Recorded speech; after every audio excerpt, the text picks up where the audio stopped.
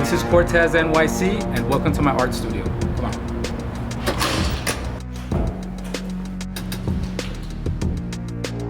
For these past couple of years, I've had an art studio where I've been able to explore new paintings. I've had the opportunity to do some large painting again, and also some very small paintings. You've probably seen some of these on my merch site, CortesNYC Big Cartel.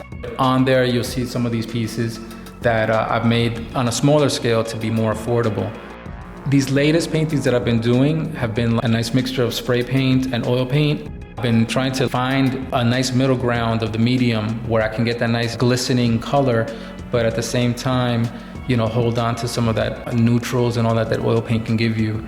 So it's been fun exploring these mediums, mixing them together.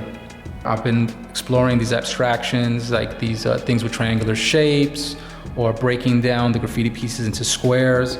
Also like this vertical painted linear kind of thing.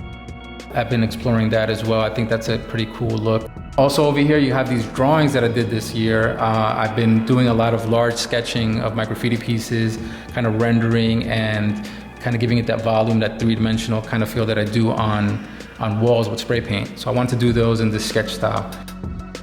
And like the skulls as always, I still love doing them. It's a little signature trademark icon that I've always done.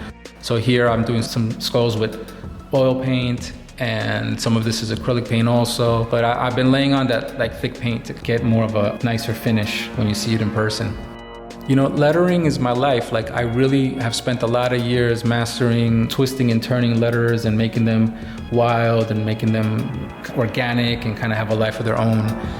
And I've been exploring it now is on drawing and painting and trying to see what can I do with the different mediums at this scale.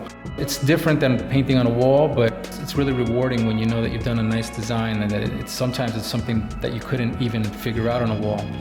So it's been a fun exploration.